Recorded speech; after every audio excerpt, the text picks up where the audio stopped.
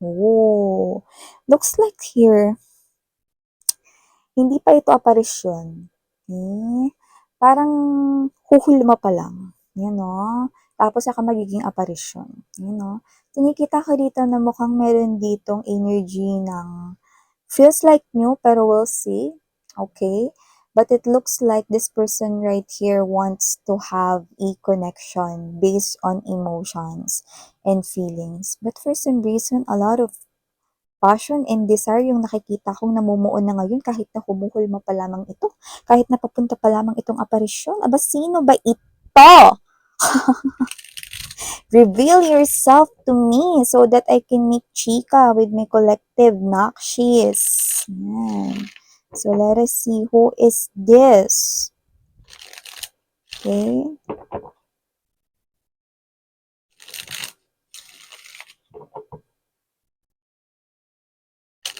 Binibigyan na naman tayo ng bugtong-bugtong dito ni Universe mga babes, no? Yan. Parang araw-araw feeling ko lagi tayong nasa quiz, B. Parang 4 picks 1 word, ganun.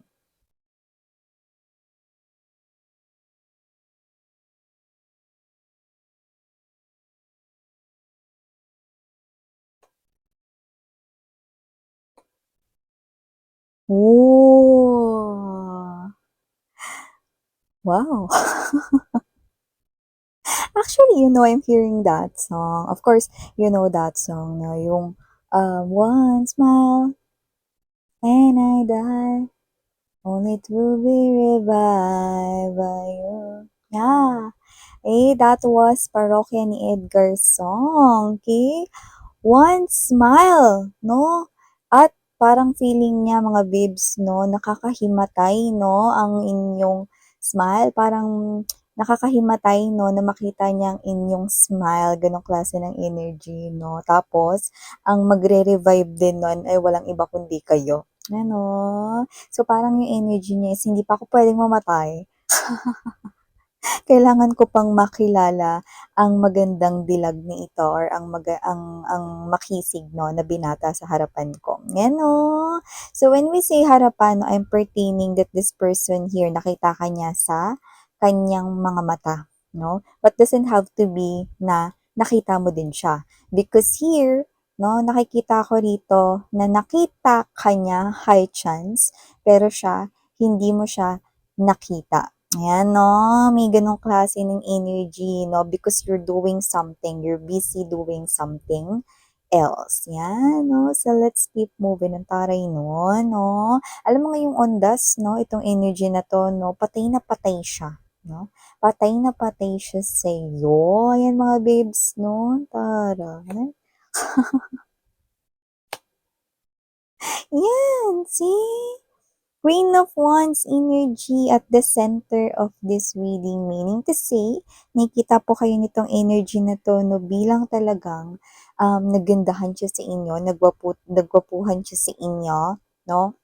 And this individual right here, no, alam mo yung energy na napatigil siya, napahinto siya rito nung nakita niya kayo. So, baka nakita niya kayo rito mga babes no somewhere, no? Lalo na yung mga bumisita dyan or nanggaling na or syempre timeless ito, no? Or pwedeng bibisita pa lang kayo at mangyayari pa lang ito, no? Maaring makita niya kayo rito, no? Sa sementeryo, ayan, no? Or baka sa biyahe, papunta sa pupuntahan ninyo, baka pauwi na kayo or whatever, no? May ganong klase ng energy. So, ilatag na muna natin dito ang, wow! May sabihin ko sa inyo kung bakit, no? Oh, yun, oh. See? Yan. Deads talaga siya.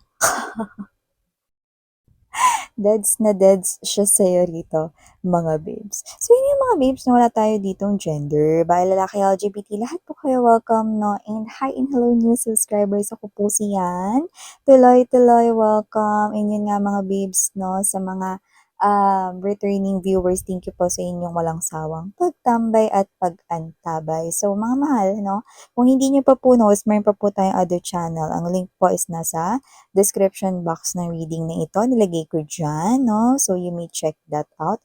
At sa mga nandoon na maraming thank you po sa inyong walang sawang support.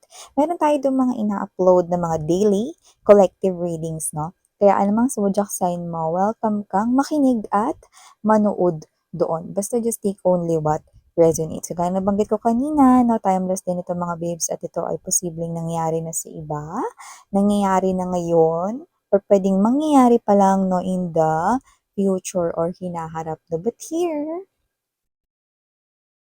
Page of Cups energy. Yan, no?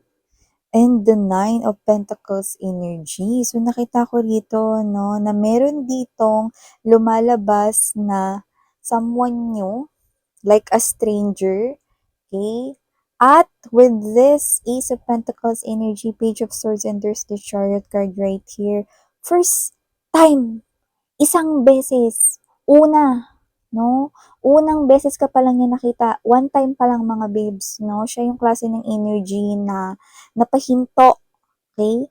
Napalingon at tititig sa'yo. Yan, no? And kung sino man tong energy na to, lumalabas siya rito bilang young vibe energy, meaning to say possible na younger siya sa inyo by age but doesn't have to be. Pwede rin naman na meron siya na parang childlike, no, or inner child rito na katangian. Kaya naman, just take how this resonates, okay? So, yun nga nakita ko rito that this is you. You could be doing something else. You could be talking with other people na pwedeng kasama mo during this time. But this someone new, no, looks like a stranger. Like, hindi ka niya kilala. Like, this person here haven't met someone like you. Or, unang beses pa lang, no? Iba talaga yung tingin niya sa'yo. Para ka ditong alam mo yung iba yung ano, yung para ka ritong maganda, gwapo, ta's naggo-glow ka, 'no? Yung parang ang hirap na hindi ka lingunin 'pag napadaan ka na, 'no? Parang ang hirap na 'pag nakalampas na siya, hindi ka niya lingunin. Lilingon at lilingon siya rito sa'yo, gano'ng klase ng energy, 'no? It looks like you're glowing, 'no, from the inside, 'no? So, nakita ko rito na kung ano man yung ginagawa mo, possible na nakita ka niya with this Eight of Wands energy, Queen of Wands, and there's this Seven of Cups. Possible na nakita ka niya, nakasalubong ka niya somewhere, no? At ngayon ay undas, no? So, posibleng nakasalubong ka niya near the cemetery or papunta siya rito ng cemetery or baka pasakay pa lang siya, pabiyahe pa lang siya rito, no? May ganong klase ng energy, no? And this person here keeps on glancing at you, no? Kung nasa yung direksyon mo, but I'm seeing you right here with the Nine of Pentacles energy right here, and there's this Queen of Wands, it looks like you're doing here something, you know? Posibleng meron ka rito na parang ginagawa, no?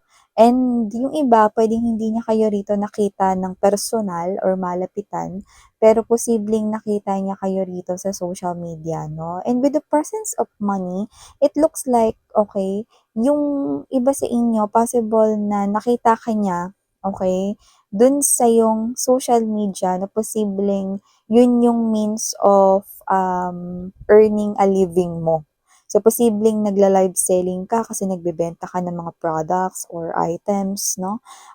Possible rin na meron kayong services or baka negosyo, no? At dun yun nilagay sa online, no? So, posibleng dun kanya nakita, no? At yung iba naman, posibleng hindi yung negosyo, no? Lalo na kung hindi kayo entrepreneur or businesswoman, businessman right here, no? Possible na meron kayong social media. Baka iba sa inyo may social media influencers dito. So, it's his or her first time to see you. Unang beses ka pa lang niyang nakita dito at yan, deads na dead siya sa'yo dito, no? Ang ganda mo, ang gwapo mo sa kanyang paningin, no? At nakita ko na siya ritong maglalagi sa yung social media. So, yung iba pwedeng nag-pop out lang kayo, no? Sa kanya ritong friend suggestions, no? Baka ito ay Facebook account, baka ito ay, meron siya mga fina-follow na pages, yan, no? At maaring nag-appear ka from there, no? So, nakita ko rito na, one, no? Once ka lang niya nakita, pero na humaling na siya sa'yo rito, gusto niya na palagi tingnan yung social media mo, no? It's like, alam mo, kaya ako napawaw dito with this Two of Cups energy and there's this Four of Pentacles, no? This is the type of energy na akala niya okay lang, no? Kasi nasa kanya na yung lahat, no? So, pwedeng stable na rin po yung trabaho niya, pwedeng siya ito no, na hindi nawawala ng money sa kanyang wallet or sa kanyang account, no? Like, kontento na siya. Yun ang akala niya. But after seeing you, biglang nagplano rito siya ng iba. Biglang iba yung plano niya rito, no? Ay, Lord, pwede bang bawiin ko? Akala ko kasi okay na, nasa akin na yung lahat. Eh, pwede bang humiling pa ng isa pa? Yan, no? At ang hiling niya ay walang iba, no? May kinalaman sa'yo. Devil card energy. Meaning to say, this person here, no, sobrang taas, okay, ng kanya ritong passion. Okay? It's like this person right here, okay na yung trabaho niya, maayos naman yung lagay na pamilya na nakakapag-provide naman siya na with his or her mom or kung may mga kapatid siya, no? Meron din siya mga friends dito, no? No rush into love, no? Actually, siya nga yung klase ng individual na parang carry lang kahit single siya, eh, no? Pero after kanyang makita, yan, right away, right away, right away, yan, no? Nakita ka man niya rito sa personal, no? Sa di kalayuan, or nakita ka niya dito sa iyong social media accounts or kung ano man yang iyong platform sa online, yan, no, whether you are a business owner right here or, someone na um, what's this, maraming followers, no, or maraming likers, no, doesn't have to be that you're a social media influencer, pero yung iba kasi, hindi naman social media influencer, pero ang daming mga nagpo-follow at nagla-like, no, kasi maganda kayo, no, or gwapo kayo dito, no, may ganong klase ng energy. So, this person right here, he or she thought, okay na siya sa life niya,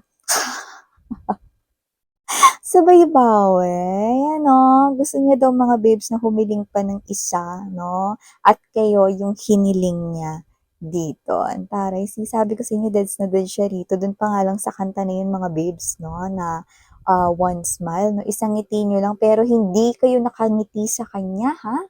Okay? If you are someone here na social media influencer, no, you're smiling in front of the camera, no? At nakikita yun ng marami. Okay? So, hindi lang siya, no? Pero, this person here, no, mesmerize siya sa'yo, no? This person here feels like na siya yung miningitian mo, sa kanya ka nakatingin, even though doon ka sa lens ng camera mo nakatingin. So, I do not know what you're doing, no, sa yung social media, but it looks like yun yung ginagamit mo rito to earn money. So, it looks like someone here could be doing some kind of online business right here. Maybe you're selling here, products and items kind of thing. Okay? Or maybe that is your way, no? Parang gusto mo lang gawin for yourself, no? Nagba-vlog ka lang kasi gusto mo lang for yourself, no? Pwede naman 'yan. Ayan, no? So, nakita ko dito, no, na this person right here, after seeing you, palagi na siya rito, no, na magtitingin-tingin sa mga post mo, statuses mo, or kung meron kang mga in-upload na mga stories or videos. Yan, no, lagi siya naka-unpublish dyan. Nakikita ko maya't maya niya yung gagawin, no?